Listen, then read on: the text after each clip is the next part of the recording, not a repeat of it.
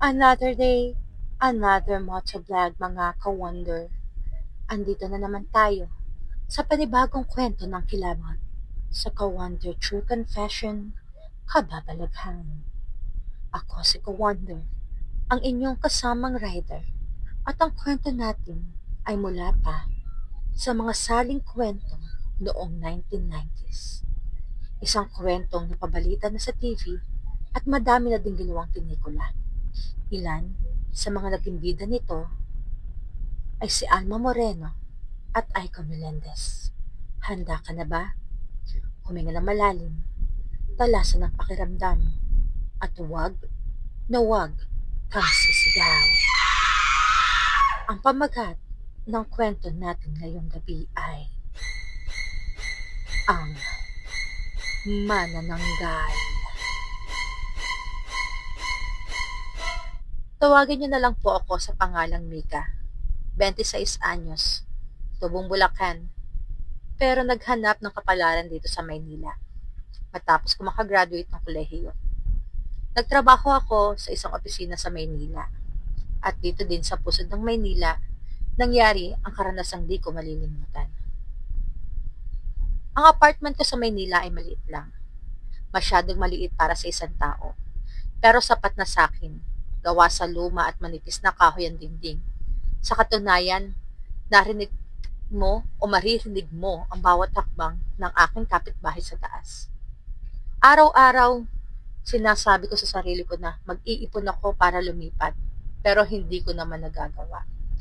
Natatakot ako sa mga multos sa kanto dahil sabi nga ng tatay ko, matakot ka sa buhay kaysa sa patay. Ang kapitbahay ko ay si Aling Nena, isang matandang babae na may puting buhok at laging nakatali. May ngiti siya sa labi na kasing tamis ng mangga sa tag-init. Minsan, binibigyan niya ako ng tinapay o bagong lutong ginataang gulay na paboritong-paborito ko. Siya ang pinakamabait na tao na nakilala ko sa buong Maynila. Simple, mabait, palangite at maraming kwento. Ngunit nang magsimula, maging tahimik ang gabi, nagbago ang lahat. Nagsimula sa ingay. Sa gabi, kapag ang buong apartment ay tahimik, naririnig ko ang tunog ng walis. Hindi ordinaryong walis, kundi isang walis tingting. Ang tunog na nagmumula sa bubong, sa itaas. Oo, sa itaas ng aking silid. Sa una, inaakala ko naglilinis lang si Aling Nena. Ang pagtataka ko lang, bakit tuwing hating gabi siya naglilinis? Pagkatapos ang tunog ng walis, may amoy. Isang amoy na parang pinagsama-samang luma at masangsang na suka. Ang amoy na nanatili sa hangin at pagkatapos, nawawala rin. Nagtanong ako kay Aling Nena. Tumingin lang siya sa akin at tumiti. Siguro naglinis lang ako doon, iha, sagot niya. Isang gabi, hindi ko na kinaya. Naging mas malakas ang tunog ng walis. Naging mas nakakasuka yung amoy. Naglakas loob ako na pumunta sa hagdanan upang silipin ang bubong. Dahan-dahan akong umakyat. Nanginig ang kamay ko habang binubuksan ko ang pinto ng bubong. Walang ilaw doon. Tanging ang liwanag lang ng buwan. Nakita ko ang nakakapangindig balahibo na tahanawin. Sa gilid ng bubong, nakasandal ang walis ni Aling Nena. Sa gitna, may isang bagay na nakahiga. Hindi ito tao. Hindi rin hayop. Ito ay kalahati ng isang katawan. Isang katawan na hanggang baywang lamang. Nakahiga ito. Walang galaw. At ang mga laman nito, parang pinaghiwalay sa gitna. Sa ilalim ng baywang, may isang malaking laman na kulay kape. Nagdurugo. Sa gitna ng laman, may isang bagay na parang bituka na may dalawang malalaking ugat na parang gumagalaw. Ang laman nito ay sariwa pa at ang amoy suka. Mas malakas pa kaysa dati. Napasigaw ako. Huwag kang sisigaw. Ang boses ay galing sa likuran ko. Boses ni Aling Nena.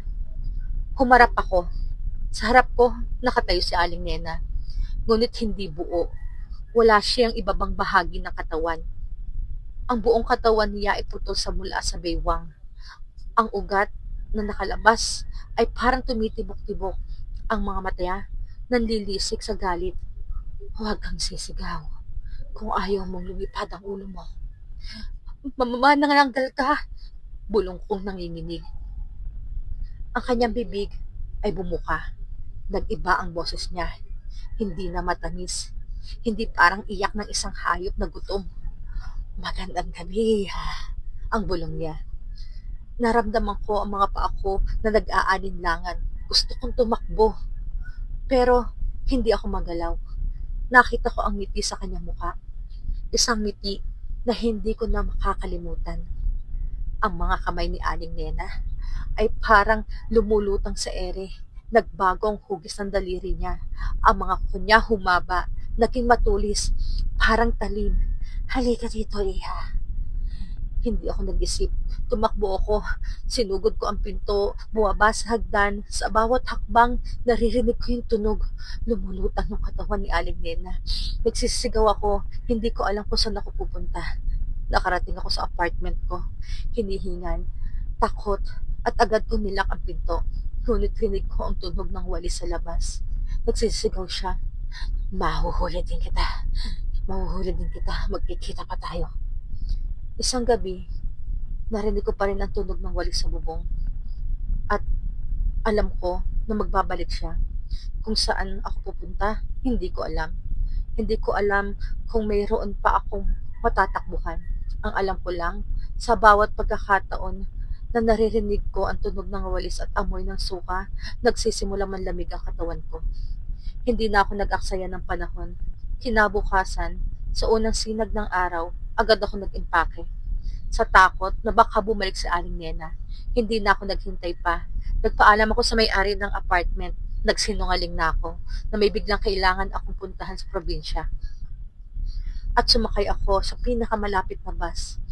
Ang paglipat sa Pasig ang tanging naiisip kong paraan para makatakas. Doon, sa isang apartment na inuupahan ng kaklase ko noon sa kolehiyong si Sarah. Doon ako titira. Doon muna ako magtatago. Tahimik ang bawat gabi sa Pasig. Puno din ng ingay ng sasakyan, sigawan ng mga nagtitinda sa labas. Ngunit iyon ang gusto ko. Mas gusto ko yung may ingay. Mas gusto ko yung may ingay sa buhay kaysa sa nakakabinging katahimikan na lagi may kasamang tunog ng walis. Isang gabi, habang nagkakape kami ni Sarah, hindi ko na natiis. Dahan-dahan kong ikinuwento ang nangyari sa akin. Ang walis, ang amoy, ang pagtaas ko sa bubong, ang nakitang katawan, ang paglipad ni Aling Nena. Sa simula, si Sarah tumatawa-tawa pa. Ano ka ba, te? Manananggal? My God! Baka na-imagine mo lang yun. O baka nanaginip ka lang dahil sobrang stress mo na sa work. Natatawang sabi niya sa akin. Ngunit habang dinidetali ko ang bawat sandali, ang amoy, ang suka, ang tunog ng walis, ang mga mata ni Aling Nena, puno ng galit. Nakita ko yung ngiti ni Sarah na unti-unting nawawala. Ang mga mata niya lumaki at ang mukha niya namutla. Nang matapos ako, tahimik lang siya. Tumingin sa akin at ang dating masiyahin niyang mukha ay nabalutan ng takot. Mika, hindi ka nag-iisa. Mahinang sabi niya. Napakunot noo ako. Anong ibig sabihin mo, Sarah? Nung bata pa ako, nagsimula siyang magsalita. Nabalita na sa TV ang tungkol sa manananggal. Sa Maynila, akala ng lahat chismis lang. Pero naalala ko, may naging border kami noon. Galing siya sa Visayas, si Aling Minda. Mabait siya sa akin. Lagi nagbibigay ng candy. Pero isang gabi, narinig ko nag-uusap sila ng nanay ko. Hinawakan ni Sarah ang tasa ng kape niya at ang kamay niya nanginginig. Narinig ko si Aling Minda. Sabi niya, manananggal siya. Nagulat ako.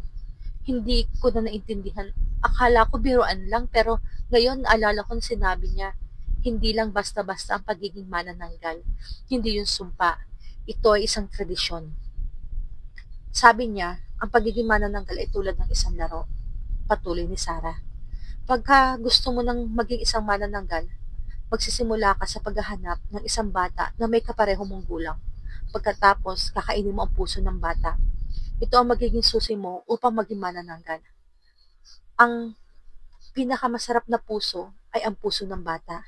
Kaya nung makakakita ka ng isang bata na may kaparehong mong gulang, huwag mo siyang hahayaang mag-isa. Nang maging manananggal siya, wika ni Sarah, kailangan niya magtago sa ibang lugar. Sa lugar na walang nakakakilala sa kanya, sa mga lugar na walang nakakakilala sa sino man sa kanila. At ito ang Maynila. Madaling magtago dito. Walang makakakilala sa kanila. Walang makakaalam kung sino siya. Biglang tumahimik ang buong apartment. Ang dating maingay na sasakyan ay nawala. Ang dating sigaw ng mga nagtitinda sa paligid ay napuno ng katahimikan. Naramdaman ko ang lamig na dumampi sa balat ko. Ang lamig na yon na hindi pangkaraniwan. Parang lamig na mula sa isang sementeryo. Tumingin ako kay Sarah at ang mata niya puno ng takot. Ang dating chismis, totoo pala. Ang mga ngiti ni Sarah nawala. Alam mo ba, girl, mahinang sabi nito, ang pangalan ng manananggal sa TV na na-interview noon, Aling Nena. Nagsisimula ng manlamig ang buong katawan ko. Ang dating ingay ng mga sasakyan at sigawan ng mga nagtitinday, akala ko'y protection ko, ngayon ay nagiging banta. Ang Maynila, na akala ko isang lugar kung saan ako makakatakas, at naging isang malaking sementeryo na puno ng mga lihim. At natatakot ako sa mga kwento. Alam ko, hindi ako makakatakas sa kanya. Nasaan man ako, kung sino man ako, magbabalik siya, babalik si Aling Nena. Ang mga kwentong ito, mga ka-wonder, ay gawa-gawa lamang. Ngunit tulad ng mga kwentong bayan, meron itong pinagmulan at malalim ang kahulugan. Ang mga manananggal at ibang nilalang ay sumasalamin sa mga katakutan na meron tayo at paniniwala ng ating lahi. Totoo man o hindi sila totoo, ngunit ang mga aral na binigay nila ay totoo. Ang tunay na takot ay hindi sa halimaw na lumilipad, kundi sa takot mismo na bumubulag sa atin. Ang pagtakas ay hindi solusyon. Minsan, kailangan nating harapin ang dilim dahil sa dilim din natin matatagpuan ang liwanag. Laging tatandaan mga ka-wonder, hindi lamang tayo ang nabubuhay sa mundong ito. May mga kwento ng kahapon na humihinga pa rin sa paligid. Kaya maging mapagmasid, makiramdam, at higit sa lahat, magdasal ng taimtim. Ako si ka-wonder na nagsasabing, another day, another motovlog mga ka-wonder. Ride safe, ride free, and ride with your heart. At kung nagustuhan niyo naman ang kwento natin ngayon, huwag kakalimutang i-like, i-follow at i-share ang ating page sa Wonderville Motovlog sa Facebook, YouTube, Instagram at TikTok. At kung may sarili kayong kwento na kababalaghan, pag-ibig o lihim ng nakaraan, magpadala lamang kayo ng sulat at kami na ang bahalang magbigay ng boses sa inyong kwento. Hanggang sa susunod na biyahe ng isip at damdamin, ako si ka-wonder at ito ang inyong ka-wonder True Confession. Kababalaghan. Salamat!